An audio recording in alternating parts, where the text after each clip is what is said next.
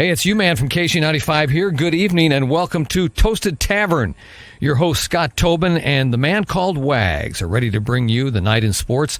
So pull up a stool, grab a drink, and let's get toasted.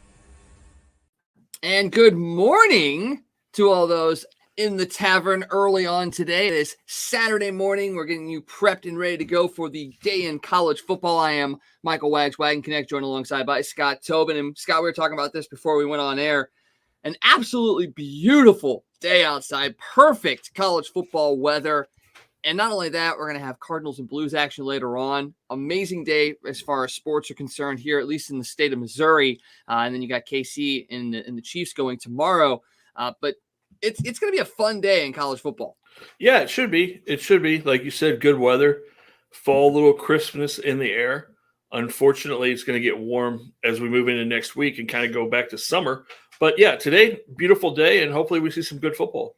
Yeah, we've got a lot of really, really good matchups today. This is another week where, there's a bunch of cupcake games that most of these top 25 teams should win, but we do have a couple of top 25 matchups. We've got a big Pac-12 matchup as well going down today and a couple of other interesting games, and we're going to get to those as we get near the end of the show, but we have to talk about the local teams first. We got to start off with Mizzou. They have a early game on the East Coast against Boston College coming up here at 11 o'clock Central Standard Time.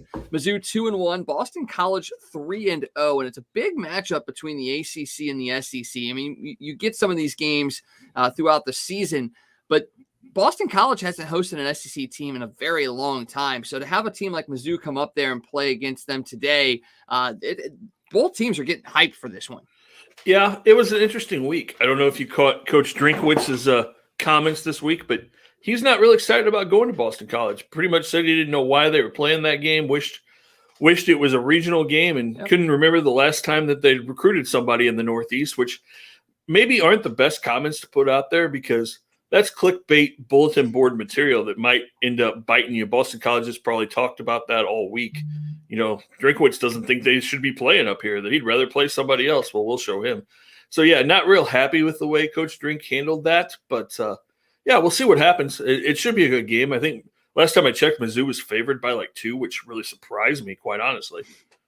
Yeah, I think the line right now is 1. So it's kind of been shifting a little bit as we've gotten closer to game time. And it is going to be an interesting game because Boston College is a team that runs the ball very well. Last week, 190 yards on just 33 carries. So they average a pretty good rushing attack. And as we know, Mizzou's run defense isn't all that great. I was actually looking at the statistics. They're an SEC worst as far as rushing defense is concerned, allowing 267.33 yards per game. That's 70 more yards than the next closest team at the bottom, which is Vandy. That's bad. Yeah, when you said not great, I was going to say, boy, you're really giving some compliments because that's the nice way to describe it. And the thing is, I'm not sure how much better it's going to get this year. You know, a lot of people want to complain about the new defensive coordinator or the scheme or whatever. I don't really think it's that. I just don't think you've got really good talent at linebacker this year to stop the run. You know, you've got some kids coming in the next couple of years, but you just don't have the strongest run defense linebacking core right now. So the run defense may be rough this year for Mizzou. Yeah, and the passing defense is pretty good. 12 sacks, 4 picks this year. They do what they need to do when it comes to the passing defense. It's still a little suspect. It's still not great because if you don't have those linebackers that are able to kind of protect that soft area in the middle there, you're going to have a lot of checkdowns and a lot of short passes. That's what we've seen in these Mizzou games where, the deep ball covered, the short passes are covered, but it's everything kind of in between in that area where the linebackers obviously play that it's where these teams are making their hay. So the defense hasn't been great, but it's doing enough to get this team a couple of victories. Yeah, and who knows? Maybe they step up today. We'll see. It's definitely an area that they need to improve on. And if you can get some penetration from that defensive line, disrupt some of those running plays in the backfield, that would make a big difference as well. And then Mizzou's offense has got to show more too. Tyler Beatty can't be your whole offense. Your wide receivers have to start stepping up and making some plays down the field, which we really haven't seen them do very much to this point. Yeah, Beatty, 345 yards on the ground, 142 yards in the air. 6 touchdowns combined between those two abilities as far as rushing and passing are concerned. And then, you look at the wide receiver core, Chance Looper, Deontay Smith, Kiki Chisholm. They all have over 100 yards receiving. They all have a touchdown. But when you got a guy that's your running back and he is head and shoulders above you, not just rushing, but also in the passing game, that's saying that you don't have a very dimensional offense. You've got one guy doing everything and a couple of guys pitching in here and there, but when really you have to have multiple guys doing this in order to really make the defense, have to question who they're going to stick. Yeah, and, it comes down to you've got a young receiving core. Chisholm needs to step up a little bit, and then the transfer from Ohio State, Mookie Cooper, we talked about him a couple of weeks ago. He's still trying to figure out this offense and really figure out where he fits in. At some point, he's going to be a really dynamic weapon for this team. But, it's just going to take a little while. But you've got to start being able to throw the ball downfield a little bit, at least show that threat and try to stretch the field a little bit. So we'll see what happens today. And Conor Basilak, 346 yards, 3 touchdowns last week, and that was against SEMO. So, that's a pad your numbers kind of game, but still a 67% completion percentage this year for just under 900 yards, 9 touchdowns, 1 interception. So he's doing what he needs to do to protect the ball and spread it around a little bit. Now, granted, a lot of those passes are probably short yards to Beatty and just let him run, but he is doing what he needs to do as far as getting the ball into the hands of the guys that are open without forcing things and seeing that development from him after last year. That's some positives you can take away for him. Yeah, and he needs to develop because Missouri's got a deep recruiting class of quarterbacks coming in. You've got 2 or 3 in the next couple of years that are highly, highly recruited. So he's going to feel a little bit of pressure as you move forward. So you need to see him take those steps in his maturity and progress and with this offense. And so he's done a good job of that so far, like you said. So we'll hope that continues. And looking at the defensive side of things, once again, for Boston College, Dennis Grossel is getting his second career start. He started last week, just 5 of 13, 34 yards, a touchdown, and an interception. So once again, we talk about how they're going to apply lean on the running game. And I don't want to sit there and say you can almost, bank on the fact that they're going to run the ball. If you can do that, can that help the defense be better at rushing defense if you kind of know for the most part that that's what they're going to go and do? A little bit, but you still have to have the guys that can stop it. I mean, you can know what's coming all day long, but you have to have the athletes, the ability to be able to stop it. And hopefully Mizzou can do that. You might have to put 10 or 11 guys in the box, bring those safeties up, try to help the linebackers a little bit. Then of course you open yourself up for play action and shots deep downfield. So we'll see, but it will definitely be interesting. Quick question from one of our listeners. Who's the team on the right side next to Mizzou? That would be the Arizona Cardinals. And if you don't know why they are a part of our grouping of logos, you'll have to go back and watch Tom Franklin's Toasted St. Louis press conference of the fact that the Arizona Cardinals have basically become his adopted team. They adopted him into their team, and we are along for the ride as well because you know what? It's a former St. Louis squad. Michael Bidwell has shown that he still cares about St. Louis, and they're actually one of the 2 teams that voted against the Rams leaving St. Louis. So we throw them a little bit of love as well. We're still Chiefs fans here as well. Some of us are Chiefs fans. I'll leave it at that. So we definitely have to represent locally, but we threw the Arizona Cardinals in there because they did a really nice gesture of reaching out to one of our co-hosts and really showering with gifts to bring him in as a fan. Yep, absolutely. And like you said, there are those deep ties to St. Louis still with the Cardinals. That is very true. So back to the Mizzou Boston College game. We know what we're looking at. We're looking at a game that's going to be rush heavy for BC. See if Mizzou's defense can actually hold up. What's the offense going to do? Are they going to have a couple guys step up? So looking at it, what is your take on this game as far as who's going to win? Do you think Mizzou has a chance of going on the road and playing an early East Coast game and coming away with a victory? I think they do, but they've got to play a really good game. You have to see that run defense at least make some strides in the right direction. Like I said, that offense just has to keep improving. Your wide receivers need to step up a little bit, make some plays downfield. I think it's going to be a close game. I think Mizzou can probably win it, but I think it's probably going to be a field goal game either way. I could see that being a case as well. And thankfully, Mizzou has a decent kicker. So that'll help. And that's going to be big because if they can go in this and win this game and move to 3-1 before they take on Tennessee next week at home, that'll get them really rolling and going in the most positive direction they possibly can, because Tennessee is sitting at 2-1 as well, and they've got a game today. They're matching up at Florida, number 11 Florida today. So depending on how they play, they're either going to be on a high from knocking off Florida, or they're going to be coming in next week questioning what they're doing as far as offense and defense is concerned. So Mizzou's going to have to really play well today to really set themselves up for next week, because you cannot go 0-2 in conference play before you even get to the heavy hitters, because you've got Texas A&M coming up, you've got Georgia coming up, and you've got Florida coming up later this year. So you got to take advantage and win some of these conference games when you can. Yeah, and don't forget about Arkansas. Arkansas is a program that's on the rise as well. Yeah, they are. We'll talk about them and Texas A&M coming up here in just a little bit. Let's jump over real quick, talk a little bit about Illinois. I know that they don't get the love that they properly deserve, even though they haven't been playing all that well. I mean, they're sitting at 1-3 right now, but they are traveling to Purdue today. They do get Brandon Peters back again. He came back last week after a throwing arm injury in week 1.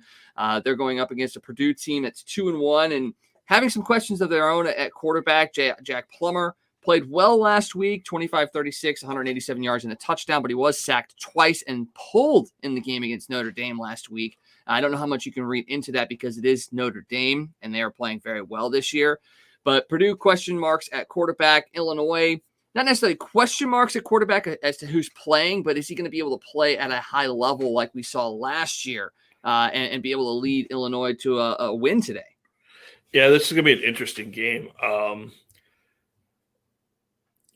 I've gone back and forth as to who I think is going to win this. This is a game that Illinois needs to win. You really don't want to be 1-4 in Bielema's first year. Purdue's tough, especially at home.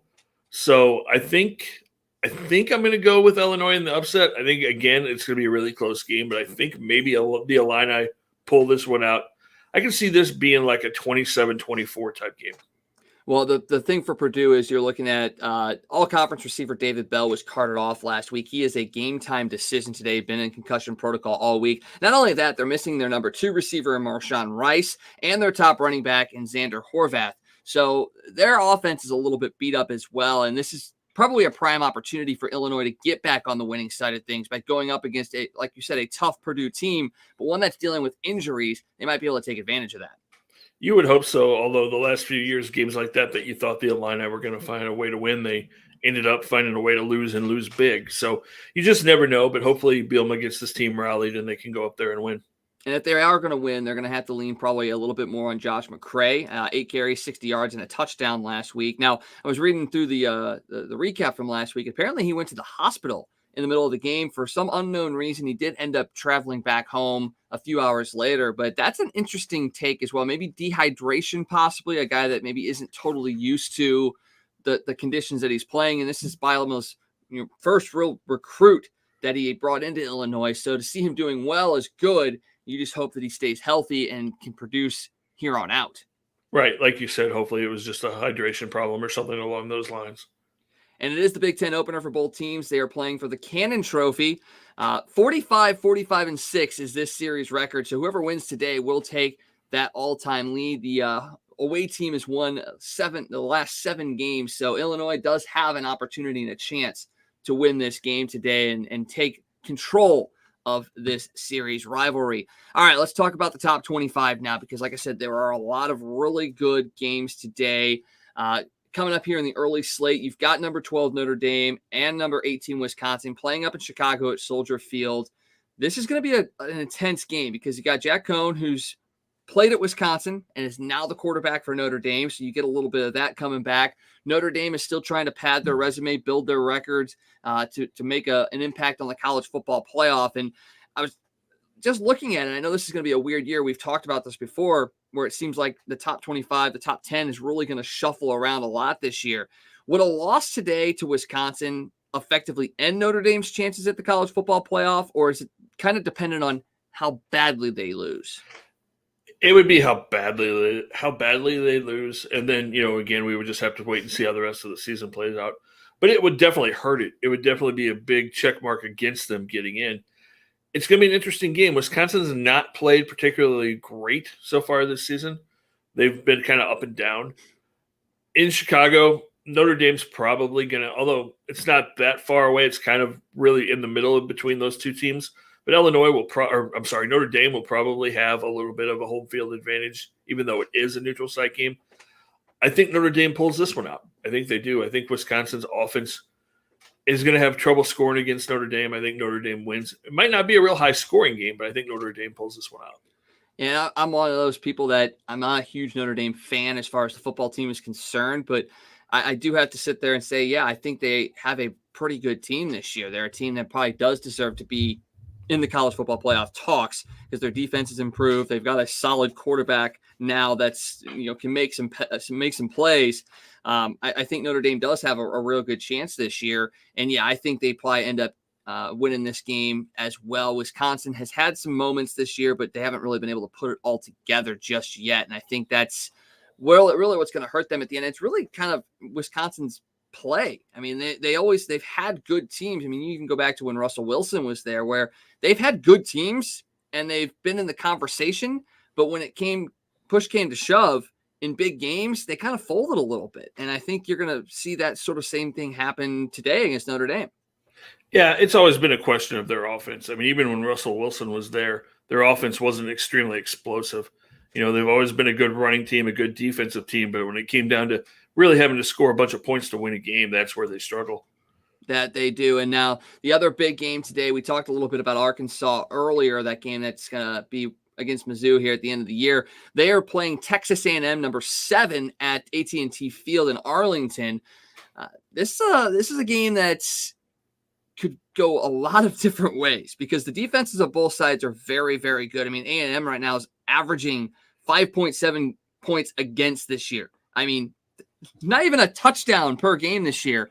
And the Arkansas defense is not too shabby either. Barry Odom has really got them hyped up and ready to go. They're going up against another young quarterback, so they're sitting here ready to go and prove that they can take down anybody. What are you expecting out of this matchup? This is another one of those games that you're like, man, like you said, could go either way. I could see this game being a really defensive game, and being a 16-13 type game. But then both of these teams' offenses do have the ability to explode. We've seen them both score points a couple of times this year. So I could also see it being a blowout one way or another. So, you really kind of can flip a coin and say, man, I'm just not sure which way this game goes. I am going to go with a little bit of an upset, though. I think Arkansas finds a way to pull this out and beat A&M. That's a pretty bold prediction. I can't fault you for that. And like you said, with it being such a close game, Arkansas definitely has a chance. And we've talked in years past about how Arkansas has kind of been, I wouldn't say a doormat in the SEC, but they've been a team that for the most part, you get them on the schedule and you go, oh, okay, that's a game that we're probably going to win. Not so this year. And you look at what Odom has done there. We saw what he had here at Mizzou as the head coach. The defense was really good. The offense kind of struggled a little bit. Is he destined to be one of those great defensive coordinators for the rest of his career? Or does he get another shot at being a head coach somewhere? If he does well for the next couple of years, he'll get another shot at being a head coach, I would imagine. If you can get Arkansas back and get them back into national prominence, and you got to remember, there was a time when Arkansas was one of the great powerhouses back in the Southwest Conference days. If he can get that defense back to those kind of standards, then yeah, he's going to get another shot at a head coach at some point. Yeah, I would like to see that as well. Big Barry Odom fans here. Some other big games today. You got Clemson, number 9 at NC State. You've got number 14, Iowa State at Baylor. 2 pretty big games right there against unranked opponents. Do you see either one of those teams being able, as far as NC State or Baylor, being able to push Clemson or Iowa State to the brink? That Baylor-Iowa State game should be a pretty good game. I can see that being a high-scoring game, honestly. I can't talk. I think Iowa State wins that one, but I think Baylor makes it interesting. I think Clemson bounces back. They've had some up and down games. I think they play pretty well today. Yeah, their offense has struggled, at least through the air so far this year. And once again, though, you're getting a new quarterback, a young quarterback into a system, and it's not going to be all sunshine and roses for Clemson right now. You got to get this guy some experience and work him in. And yeah, I think you'll start to see that improvement out of Clemson starting today. Out in the Pac-12, you've got number 24 UCLA at Stanford. Both teams are sitting at 2-1. And we've talked about how the Pac-12 is probably going to be a lot better than the records are going to reflect for these teams, because they're going to beat up on each other. And we've seen a lot of, back and forth with some of these top 25 teams. Each week, a Pac-12 team in the top 25 has gone down. Stanford's played well this year. UCLA has also played well. They've had the big upset against LSU at the start of the season. Do you see Stanford being able to knock off UCLA? And if they can, where does that leave the Pac-12 right now? Because we know Oregon's up at the top. We know that they have college football playoff aspirations. But you also have all these Pac-12 teams that are beating up on each other. We talked about how it's probably not going to hurt Oregon's chances. It's actually probably going to help improve them. But do you see one of these other teams maybe leaping out ahead and being that second behind Oregon? I think it very well could be UCLA. I know that Stanford beat USC a couple of weeks ago, but we're not really sure what USC is. They're definitely not the Trojans of old. I think UCLA wins this game. I think they're the second best team in that conference. And I think they beat Stanford pretty easily today, honestly. Okay. Yeah, I wasn't sure how this was going to go as well, because like you said, Stanford did beat USC. UCLA had the big win against LSU. Usually this game is usually one that is pretty hyped up, and both sides, both teams, fans are ready to go for this one. It does make things a lot more intense and could be a lot closer. So that's definitely one to bear watching. And I've got College Game Day up here on my TV watching it, and they've got celebrity guest picker today. It's Danica Patrick. And I mean, Danica has always been a very attractive woman. She still looks really, really good. Yeah, that's a little distracting. So we got a team on upset alert today. At least I have a team on upset alert today. And that is over in the Big 12. You've got West Virginia at number 4, Oklahoma. I've got Oklahoma on upset alert. They've got a couple of close games this year against Tulane and last week against Nebraska, games they probably should have won a lot easier than they actually did. And West Virginia's had a pretty good run so far this year as well. They had an upset last week. And Spencer Rattler just has not clicked yet. And he's a guy that was highly touted this year, highly talked up, and it just hasn't come together yet. Are you on the same boat that this could be an upset game for West Virginia? And if not, is this the game where Spencer Rattler starts to turn things around? No, I agree with you. I have not been impressed at all with Oklahoma, offensively or defensively, really. I think West Virginia can pull the upset. And if it does, it really kind of throws the playoffs back into turmoil, because it would knock out another one of those top 4 teams, which we love to see, especially this early in the season, just more and more teams getting that chance to crack that top 4. Well, and any chance you get to see Oklahoma lose, we'll take that, especially being Mizzou fans for sure. So let's play devil's advocate then, and let's look a little bit at what the potential college football playoff. It's still weeks away. I know it's way too early predictions for sure, but let's say Oklahoma does lose. So you've got Alabama right now, who's still sitting up at the top. They've got a game coming up today. It's against Southern Miss, so that's going to be a win right there for Alabama for sure. So you got them right there. You've got Georgia at number 2. They're at Vanderbilt today. Then you got Oregon at 3, and we believe, unless they Oregon it up and lose a game they shouldn't have that they're probably going to be in the conversation for that number 3 seed as well. Who is that 4th team that you could see sneaking in there? Is it Notre Dame? Is it Cincinnati? Is there somebody else that you're looking at? Is it Clemson, even with the 1 loss and in the ACC not being super great? Which team do you see falling into that 4th spot? I think you probably have to look at the Big Ten, see which one of those teams comes out of there, whether it's Ohio State, if an Iowa can go on a run, if a Penn State can go on a run. If Wisconsin would beat Notre Dame today, all of a sudden, I know they have a loss already, but all of a sudden then there'd be some talk about them. So I think probably one of those Big Ten teams will get in, and then you go back to, do a couple of teams play well enough that a 1-loss team out of the SEC, because Alabama and Georgia probably going to meet in the SEC championship game. Does a 1-loss team from the SEC get in, or does somebody else, does a Cincinnati or somebody, if they go undefeated, do they get in instead? So, still, like you said, way too early to see. But if I had to guess, I would say you're going to see an SEC team, a Big Ten team, probably a Big 12 potentially, and then the Pac-12.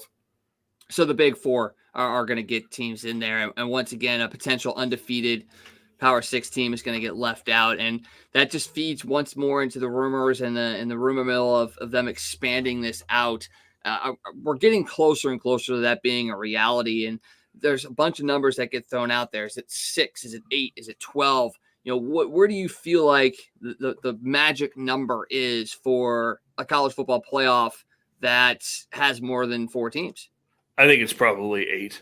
I don't think you want to go to 12 because it's going to make it hard with finals and how you fit those in, during the holidays in that time frame with everything going on. I think it's probably 8. I think 8's probably the right amount.